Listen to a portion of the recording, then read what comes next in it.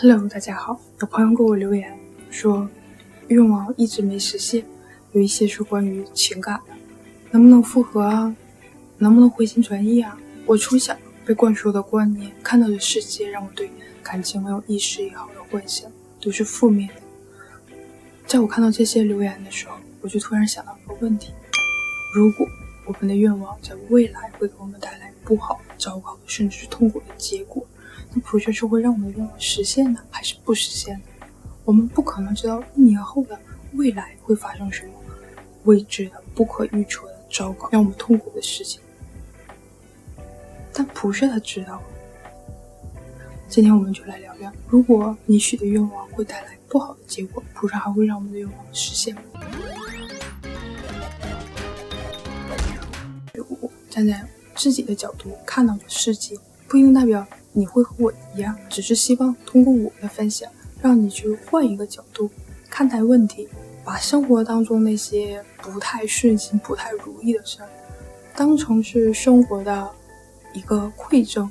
还是我买房那个事儿，它就像一杯经过时间发酵的酒一样，变得越来越玄妙。去年7月份的时候，买我房子的2口子在办贷款的时候，突然来到我家，鸡蛋里面挑骨头，粮飘了，墙歪了，门斜了。在场的所有人，包括这2口子的朋友，我们相互对视一眼，确定这2口子秋后看天头，找茬。注意啊，这是我们签了合同，他们交了定金，在办贷款的时候发生的事，不是讲价的一种手段。他俩演这一出要干嘛呢？他俩携带着他们的朋友从我家大门口大摇大摆、潇潇洒洒、堂堂正正的一跑了之。房子不要了，定金不要了，人跑了。问题是啥呢？我等着他们的钱买房子。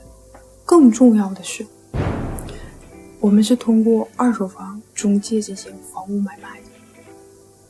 他们不要这个房子了，他的定金作为违约金给我的，我也是交了中介费的，这个中介费也非常多。有的人问，你一个卖房的交什么中介费啊？对，年少无知的我希望房子快点卖出去，就交了很多的中介费，甚至比一些买房的中介费还要贵，加倍了。他赔给我的违约金，怼着的中介费就没剩多少，剩很少很少一点，房价涨，赔给我那点违约金。我就找到了房屋中介，我说他房子都不定了，还我一点中介费就行。中介就说，不买房子的是他们，我服务我该尽的义务我都尽了，你要什么中介费？给什么钱？我就跟中介部去说，让他们把中介费还我吧。他们很刚，没还，还特别好心的告诉我，爱哪儿告哪儿告去。还有理怕？我找个律师，律师呢是这么跟我说的，你有这时间啊，抓紧卖房子吧。人有的时候在困局当中是看不清其中的方向。经过律师这么一提点，我觉得也是哈，我就再打官司，再让他赔，他还能赔我多少钱呢？还能赔个首付啊！抓紧时间卖房子吧，别扯那个了。我求准提不上，中介退钱，退钱，退钱！没退，还气焰十分嚣张。是我太过分了吗？事实证明呢，如果当时没出这些乱七八糟的事儿，他们正常的把房子买了，才是我这辈子最大的劫难。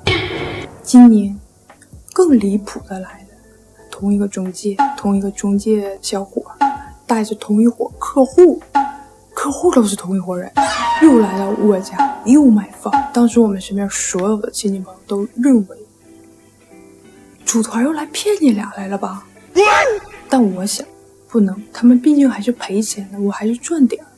难道是准提菩萨让他们回来还我中介费的吗？没还，房子最后呢卖给他们，这回彻底卖出去了。紧接着开始买房被骗，在被骗的过程中也没耽误，到店买了一个我挺喜欢的房子。我以为这件事就过去了，这当中的不愉快，我亏多少钱无所谓了。接着就在上个星期，我去我们镇子里头买一些速冻的火锅食材放在家里，有的时候饿了吃，我就跟老板说，我说我非常想照顾你生意，但是我实在不能买太多，因为我家冰箱就这么高。老板说你家是冰柜呀？我说不是，迷你小冰箱。老板就说你买一个呀，没多少钱。我说我要搬走了，我再买不合适啊。老板就说啊，你要搬哪儿去啊？我说房子刚买还没装呢。老板眼睛特别大，他都快把他的眼珠子瞪我脸上来。我不是搬到这个远离城市喧嚣的静谧小镇吗？这个镇子的经济落后我是知道的。夏天是不可以去熟食店的，12点之后是买不到猪肉的。平时是靠赶大集买菜的，镇民不知道买卖房屋是可以赚到钱的。紧接着吧，大概就是3分钟左右，把眼珠子瞪出来的就是我就说了我买的地方。火锅食材店的老板就说啊，我有个朋友在那儿当保安，说那个小区管得特别严，那小区不错。我说哎，还行吧。老板紧接着就长叹一口气，唉，今年买房子的全赔了，没有一个躲得过去的。还是今年买房子的。老板继续说啊，就我那房子刚买就掉价，我们小区业主群里有个小伙，他才掉15万就绷不住了，哥掉20万的哥说啥了？你买的那个小区啊？老板买的小区我去年真看了，但我没太相中。我相中老板的小区，但老板的小区附近的这个片区我是有相中。如果去年没有爽约那事儿，那房子已经是我的了。我就打听周围情况，老板说反正都挺长的，我就掏着我手机一算，降价37万，就是我去年我买，现在降了37万。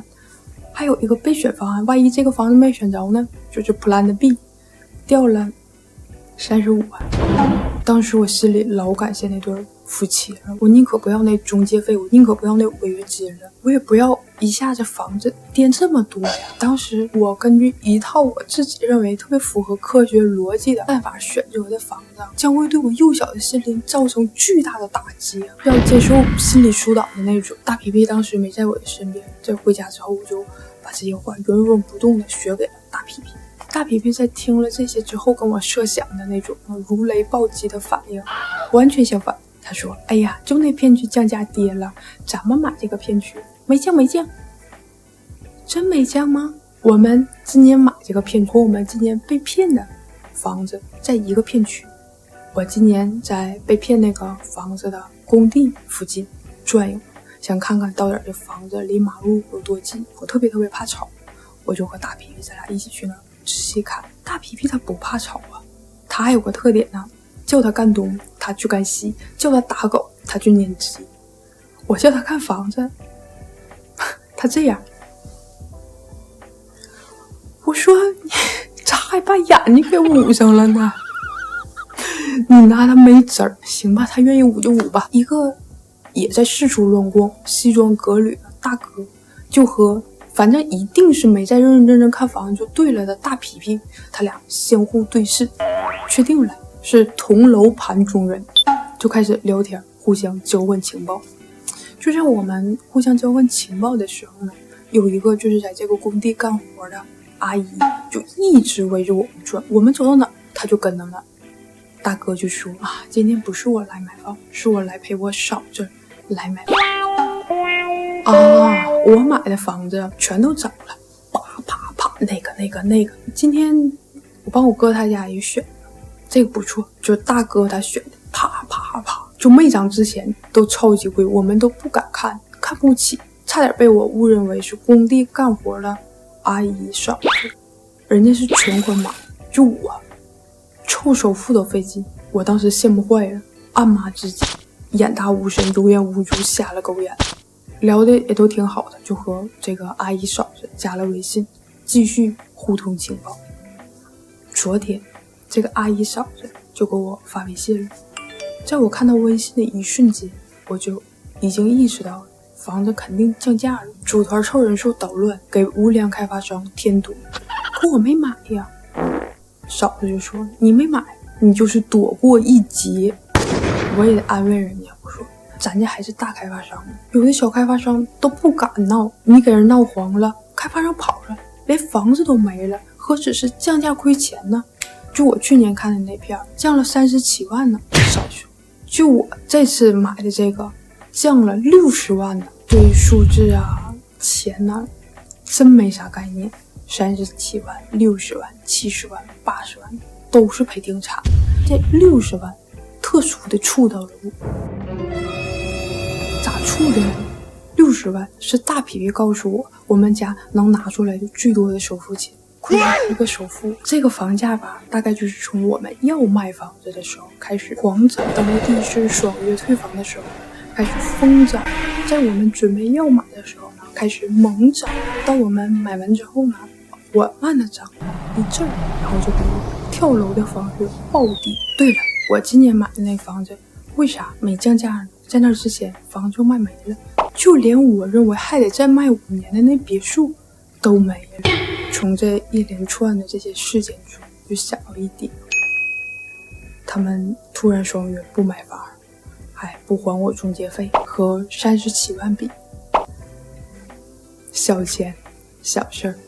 今年被骗的钱啊，对，其实最主要的还是心情，就是那种不甘忐忑抓心挠肝的心情。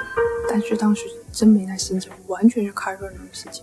但大皮皮比较难过，那种心情和60万一比，小钱小事。那么现在任何眼前的困难和阻碍了之后发生的大事一比，是不是有一种没赔还赚了的感觉？开心多了。有的时候真的不是菩萨没帮你，你愿望没实现，而是菩萨帮了你个狠的。我是一个比较喜欢跟别人唠嗑聊天的人，如果我内向，如果没有这些因缘机会，如果我记性不好，不会把这些事情串联到一起，不会发现这个真相。感恩尊帝菩萨。今天就聊到这儿。